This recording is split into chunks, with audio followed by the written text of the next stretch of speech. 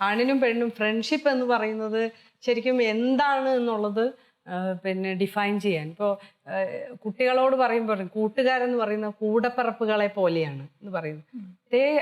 They are bonded ഏത് കാര്യത്തിലും. അങ്ങനെ ഒരു ബോണ്ട് അല്ലാതെ ഒരു ഫിസിക്കൽ ലെവൽ പോകുന്നത് ഫ്രണ്ട്ഷിപ്പ് അല്ല, ഇറ്റ് ഇസ് അനദർ റിലേഷൻ. അതായത് ഒരുപാട് വാല്യൂ ഉള്ള മറ്റൊരു റിലേഷനാണ്. ആ റിലേഷനെ നമ്മൾ ഫ്രണ്ട്ഷിപ്പ് എന്ന ഈ കോഴ്സിനകത്താക്കുമ്പോഴാണ് ശരിക്കും പറഞ്ഞാൽ ഈ ഫ്രണ്ട്ഷിപ്പിനെ ഡിഫൈൻ ചെയ്ത് പറ്റുമോ ഇല്ലയോ എന്നൊക്കെയുള്ള ഒരു ഇത് വരുന്നത്. ഈ നേരത്തെ പറഞ്ഞ പോലെ സ്ത്രീ സുഹൃത്ത് എന്നുള്ളതിന് മലയാളത്തിൽ എന്തില്ല, ഗേൾ ഫ്രണ്ട് എന്നുള്ളതിന് ശരിക്കും മലയാള നിഘണ്ടുവിൽ ഇല്ല. എങ്ങനെയാണ് നമ്മൾ സ്ത്രീ സുഹൃത്ത് ഗേൾ ഫ്രണ്ട് എന്ന് പറഞ്ഞാൽ ഇംഗ്ലീഷിൽ എന്താണ്? Girl friend means it is not mere friendship, there is something in between and we can say that it's not a relationship also. അങ്ങനെ ഒരു റിലേഷൻഷിപ്പിലേക്ക് പോവാത്ത അതേസമയം തന്നെ it's something special, that is friendship. നല്ല രസമുള്ള വാക്ക്. അത് പക്ഷേ മലയാളത്തില് BAE means before anyone else. Gender neutral. അത് ജെൻഡർ ന്യൂട്രൽ ആണ്. BAE ആണ്. എന്റെ BAE ആണെന്ന് പറഞ്ഞാൽ ബിഫോർ എനിവൺ എൽസ് ആണ്. അതുകൊണ്ട് തന്നെ അതേപോലെ തന്നെ മലയാളത്തിൽ ഇല്ല. മലയാളത്തിൽ നമ്മൾ അതിനെ എങ്ങനെ ട്രാൻസ്ലേറ്റ് ചെയ്യും? ട്രാൻസ്ലേറ്റ് ചെയ്ത് പറയാൻ പറ്റുന്ന ഒരു വാക്കുണ്ടോ?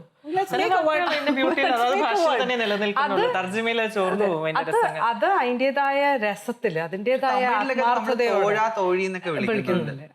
തമിഴില് നല്ല വാക്കാണ്. അങ്ങനെ ഇല്ലാത്തതുപോലെ തന്നെ മലയാളിയുടെ മനസ്സിലും അതെന്റെ തോഴിയാണ്. അത് ഒരു അസമത്വം നിലനിൽക്കുന്നുണ്ട് തോഴി എന്നുള്ളത്. പക്ഷെ തമിഴിൽ അങ്ങനെയല്ല. അല്ല, കമ്പാനിയൻ എന്നാണ് ശരിക്കും തോഴി എന്നുള്ളതിന്റെ അർത്ഥം. പക്ഷെ മലയാളത്തില് നാടകത്തിലൊക്കെ ഇപ്പം ശകുന്തളയുടെ തോഴി, ശകുന്തളയൊക്കെ ഒരു സ്റ്റെപ്പ് താഴെയാണെന്ന് നമ്മുടെ മനസ്സിൽ നേരത്തെ പറഞ്ഞ മാതിരി ഇപ്പൊ ഫ്രണ്ട്ഷിപ്പ് എന്ന് പറയുമ്പോ ഇപ്പൊ ഒരു ഫീമെയിൽ ഫ്രണ്ട്, മെയിൽ ഫ്രണ്ട് എന്ന് പറയുമ്പോൾ അതിനെ നമ്മൾ എന്തിനാണ് അങ്ങനെ ഒരു ശാരീരികമായ ഒരു ഇതിലേക്ക് കൊണ്ടുവരേണ്ട കാര്യമില്ല. പലപ്പോഴും നമ്മൾ പഠിക്കുന്ന സമയത്ത് ഒരു പെണ്ണിനോട് പറയുന്നതിനേക്കാൾ കുറച്ചുകൂടെ വിശ്വാസം ഉണ്ടാവും ഒരു ആൺ സുഹൃത്തിനോട് പറയുന്നതിന്. ഒരുപാട് പഠിക്കുമ്പോൾ മാത്രമല്ല, അല്ലെ? അതെ, അത് ഞാൻ പറയുന്നത്. അങ്ങനെ പഠിക്കുമ്പോൾ എല്ലാം തുറന്നു പറയുന്ന, എന്നാൽ അത് ഈ പറയുന്ന നേരത്തെ പറഞ്ഞ മാതിരി അതിർവരമ്പുകൾ, ആര് സൊസൈറ്റി പറയുന്ന അതിർവരമ്പുകൾ ലംഘിക്കാതെ ഒരാണും പെണ്ണും സുഹൃത്തുക്കളായിരുന്നു. വിവാഹം കഴിയുന്നതോടുകൂടെ ആ സുഹൃത്തിനോടുള്ള ഒരു കമ്മ്യൂണിക്കേഷൻ അപ്പോഴും ഉണ്ടാവും. അവൾക്ക് ഒരുപാട് പറയാൻ, അല്ലെങ്കിൽ അവന് അവളോട് പറയാൻ, അല്ലെ? അത് അവിടെ വെച്ചിട്ടുള്ള കമ്മ്യൂണിക്കേഷൻ ചാനൽ ബ്രേക്ക് ചെയ്യപ്പെടുന്ന രണ്ടുപേരും അത് ബ്രേക്ക് ചെയ്യുന്നുണ്ട്. പുരുഷൻ സ്ത്രീയോടും പറയും, സ്ത്രീ പുരുഷനോടും പറയും, ഇനി വിളിക്കരുത്, അവനെ വിളിക്കരുത്, അല്ലെങ്കിൽ അവളെ വിളിക്കരുത്. അവിടെ പെട്ടെന്ന് ഒരു ഡിപ്രഷനിലേക്ക് പോകും പെണ്ണ്, അല്ലെങ്കിൽ ആ ആണിനും ഉണ്ടാവും ഡിപ്രഷൻ. പക്ഷെ പെണ്ണിന് കുറച്ച് പുതിയ കാലത്തൊരു വേറൊരു ചേഞ്ച് നവമാധ്യമങ്ങളാണ്. ഫേസ്ബുക്കിൽ തിരിച്ച് കണക്റ്റഡ് ആവുകയും ഒരുപാട് പോസിറ്റീവിലേക്ക് എത്താനായിട്ട് നിൽക്കുന്ന. ആണായിരുന്ന സമയത്ത് എനിക്ക് ഉണ്ടായിരുന്ന കുറെ പുരുഷ സൗഹൃദങ്ങൾ ഉണ്ടായിരുന്നല്ലോ, ആൺകുട്ടികളായിട്ടുള്ള സൗഹൃദങ്ങൾ ഉണ്ടായിരുന്നല്ലോ ആണായിരുന്ന സമയത്ത്, ആണായിട്ട് അഭിനയിച്ചിരുന്ന സമയത്ത്. സോ അപ്പൊ ആ സമയത്ത് ഉണ്ടായിരുന്ന പലരെയും ഇപ്പൊ കാണുമ്പോൾ അവര് രണ്ടടി മാറി എന്നാണ് സംസാരിക്കുന്നത്. എനിക്കറിയില്ല, അവര് പലപ്പോഴും അവരുടെ ഭാര്യമാരെയൊക്കെ ഇൻട്രൊഡ്യൂസ് ചെയ്യാറുണ്ട് എവിടെയെങ്കിലും വെച്ച് കാണുമ്പോൾ. ഇത് എന്റെ കൂടെ പഠിച്ച മുമ്പ് എന്റെ മെയിൽ നെയിം പറയും, ഇപ്പൊ പെൺകുട്ടിയായിട്ട് മാറി എന്ന് പറയും. ആദ്യം ഇങ്ങനെ ചിരിക്കും, രണ്ടാമത് പെൺകുട്ടിയായിട്ട് മാറി എന്ന് പറയുമ്പോൾ അവരുടെ മുഖത്തൊരു, അതായത് വൈഫിന്റെ മുഖത്തൊരു ചെറിയൊരു ചേഞ്ച് വരും. അപ്പൊ അങ്ങനെയുള്ള കുറച്ച് പ്രശ്നങ്ങൾ ഞാൻ അനുഭവിക്കുന്നുണ്ട്. വളരെ ഇന്റിമേറ്റ് ആയിട്ടിരുന്ന ഫ്രണ്ട്ഷിപ്പിലുണ്ടായിരുന്ന പലരും ഇപ്പൊ വീണ്ടും കാണുമ്പോൾ കുറച്ച് മാറി നിൽക്കുന്ന ഒരു ഇതുണ്ട്. എന്താണെന്ന് എനിക്കറിയില്ല, കുറച്ച് പേര് ഒരു അകലം പാലിക്കുന്നുണ്ട്. പെൺകുട്ടികളിൽ ചിലര് വന്ന് അടുത്ത് ഇടപെടാൻ ഒരു എന്തോ ഒരു കാണിക്കുന്നുണ്ട്, പെൺകുട്ടികളുടെ ഇടയിലാവട്ടെങ്കിലും ആൺകുട്ടികളുടെ. അങ്ങനെ ഒരു ഫീലിംഗ് ഞാനിപ്പോ എക്സ്പീരിയൻസ് ചെയ്തു. പക്ഷെ നേരെ മറിച്ച് മറ്റു ചില പെൺകുട്ടികൾ, വളരെ ദൂരം പാലിച്ച പെൺകുട്ടികൾ വളരെ ക്ലോസ് ആയിട്ട് വരുന്നുണ്ട്. അങ്ങനെ ഒരു ഇതുണ്ട്. നമ്മൾ നവമാധ്യമങ്ങളുടെ കാര്യം പറയുമ്പോൾ ഒരുപക്ഷെ സ്ത്രീകൾക്ക് തങ്ങളുടെ വീടുകളിൽ അല്ലെങ്കിൽ തങ്ങളായിരിക്കുന്ന ചുറ്റുവട്ടങ്ങളിൽ കിട്ടാതെ പോകുന്ന അംഗീകാരം, അല്ലെങ്കിൽ കിട്ടാതെ പോകുന്ന ഒരു ചെറിയ മൊമെന്ററി റെക്കഗ്നിഷൻ, ഇതിനെല്ലാം വേണ്ടിയിട്ടായിരിക്കും ഒരുപക്ഷെ കൂടുതൽ ന്യൂ ഏജ് മീഡിയയിൽ റിലേ ചെയ്യുന്നത്.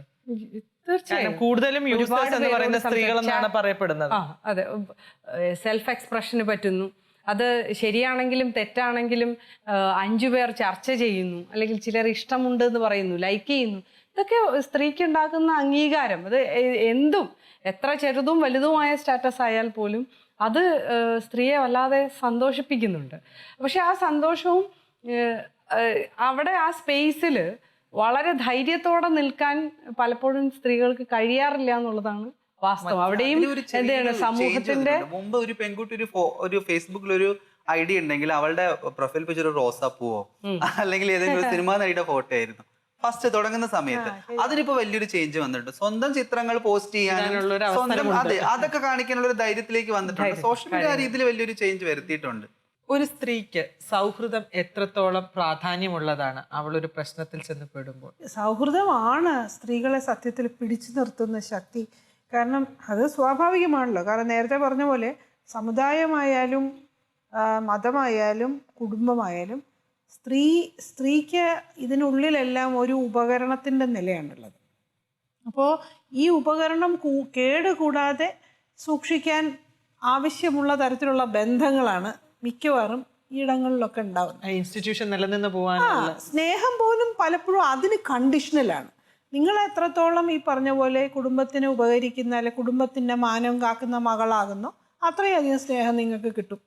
എല്ലായിടത്തും അങ്ങനെയല്ല, അങ്ങനെ അതിന് എക്സെപ്ഷൻസ് ആയിട്ടുള്ള കുടുംബങ്ങളുണ്ട്, അങ്ങനെ ഇല്ല എന്നല്ല. പക്ഷേ 90% കുടുംബങ്ങളിലും ഇങ്ങനെ തന്നെയാണ്.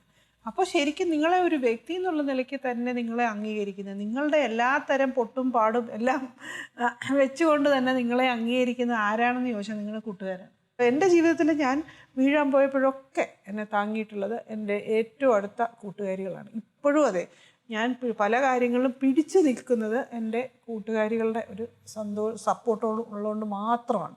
അപ്പം അതുകൊണ്ട് ഈ സൗഹൃദം ഈ പറഞ്ഞ പോലെ സ്ത്രീകൾ തമ്മിലുള്ള സൗഹൃദം വളരെ പ്രധാനമാണ്. ഒരു സംശയമില്ല.